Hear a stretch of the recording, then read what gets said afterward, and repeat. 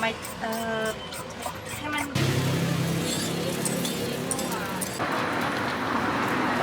แม่ร้องไห้ร้องจริงป้าพูดมาเดี๋ยวให้มันถ่ายกันอีช่องถ่ายอีช่องก่อนไปเหรอซอเป้มาแล้วลูกอ่ะอันนี้เมนูแพงมาเชื่อใส่ข้าวนะสโลโมชอบป้าเนาะวันเดอร์ฟูล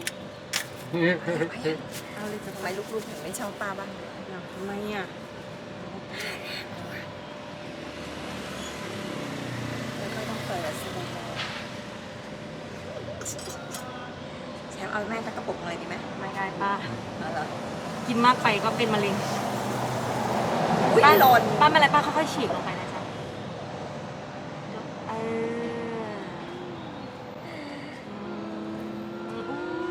น่ารักดี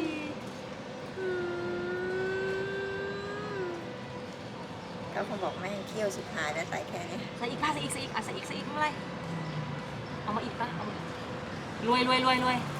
บ่งบอกให้รู้ว่ารวยหล่นเสียดายเอาอีกเอาอีกเห็ดทัฟเฟิลไม่เอาเห็ดทัฟเฟิลมาด้วยหรอคะไม่มีอ่ะขังเช่าพอเลยถึงกระโดดเอาแค่พอเป็นอาจารย์แม่จ้ะเปลือง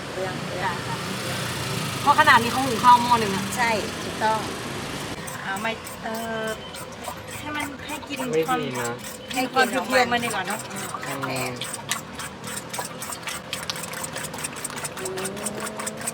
นูนี้กี่บาทหลายตังค์นะถ้าเอาเข้าจริงๆไม่กี่เส้นก็เป็น100แล้วนะอันนี้น่าจะประมาณจานละ1,000นะเชอรี่แพงจริงตอนป้าเป็นโคเชสป้าก็โอ้โหไปซื้อให้เชฟเขาเป็น Exclusive Chef นะคะจากโคโบเชฟสเปนไปดูเลยตอนนี้เขาเปิดร้านอยู่พระโขนงปกติกับป้าประจำพอมันพูดมาเราก็ทำเป็นไม่รู้เรื่องเสร็จก็ให้คุยมาแล้ววิ่งหนีแล้วก็วิ่งหนีเลยป้าของหนูทำไมเกี่ยวกาดอย่างนี้ก็มันไม่ธรรมดาก็มันเข้าใจมันอยู่เมืองไทยอ๋อที่มันชอบด่าใช่ไหมไม่มันอยู่เมืองไทยมันก็ไทยขอบคุณมากอ่ะอยู่เมืองไทยแล้วมันมีสเปนมาแล้วก็พร้อมจะรอดปีหน้าไหมเนี่ยเชอรี่มึงไปเลยลูกอยู่นี่แหละแม่บอกแล้วแต่ถ้าคนไม่รู้จักมันก็เท่านั้นเอาเส้นอะไรใส่ลงไปวะเราให้มึงนอกดูนะป้ามึงนอกมันรู้เลยเมื่อไทยเอาอะไรใส่ลงไปไทยมันจะให้มันดูเลย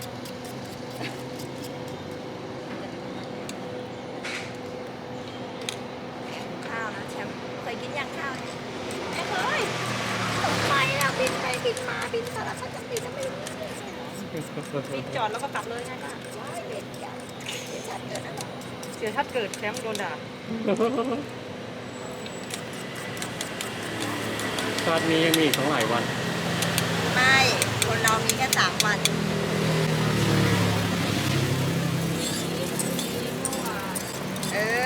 เก่งนี่ว่านี่ขิงมันก็จะไม่เหมือนชาวบ้านเขานะป้าเนาะดูละมุนละไมมากเลยอันนี้เป็นไข่โอมมันเป็นมะนาวนะมันจะยิ่งนี่อุ้ยมีซัฟฟอนเห็นซัฟฟอนแต่ทีเนี้ยคุณนายเนี่ยเขาชอบกรอบชอบกรอบเขาจะไม่ชอบเหี่ยวๆนิ่มๆเหมือนหำไม่เอาไม่ชอบนี่เรามีเบอร์ให้แล้วเดี๋ยวเราเบอร์ให้จะฝากเฮียปุ้ยไปให้ผู้ชายผู้ขอโทษมันต้องเข้าไปในซีนสินะไข่เจียวเหี่ยวๆมันทำมึงอย่าทำนะ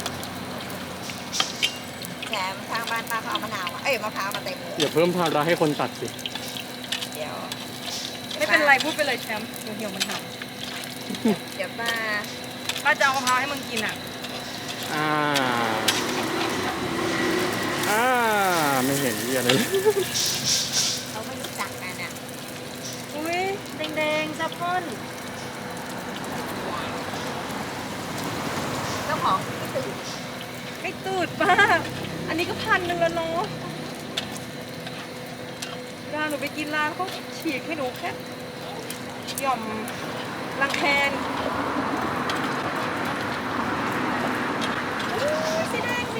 งเจ้าผมสีแดงโอ้ยมันไฟแลบมันหนึ่งไฟแล้วโอ้ย 5 นาทียัง ฟูมากเลย 5 นาทียัง มันยังไม่5 นาทีอ่ะป่ะ โอเค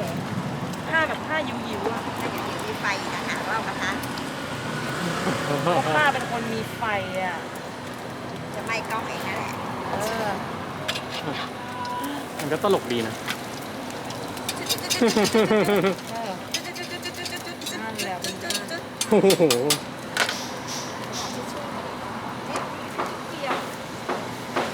โอ้ยแม่งเบิร์นเว้ยซับก้อนเบิร์นมึงซับก้อนเบิร์น 5 นาที5ไหม ได้อยู่ ได้อยู่ดูคุณป้า โอ้ยฟูมาก แม่งฟูมากซับก้อนเทพ ฟูมากเลย นี่แหละเขาเรียกว่า อาหารมหาราชาไข่เจียวมหาราชามึง ฟูมาก เนี่ยเดี๋ยวกูถ่ายซับก้อน เอามา ไฟไหม้อันนี้ นั่นแหละ เอาเลยจ้ะ เจ้าของแม่งร้องไห้ น้องจริงป้าพอแล้วป้า อีกนิดเดียว เอ อีก อ หน่อยนิดก็แจ๋ว เอ้ยเอาไฟ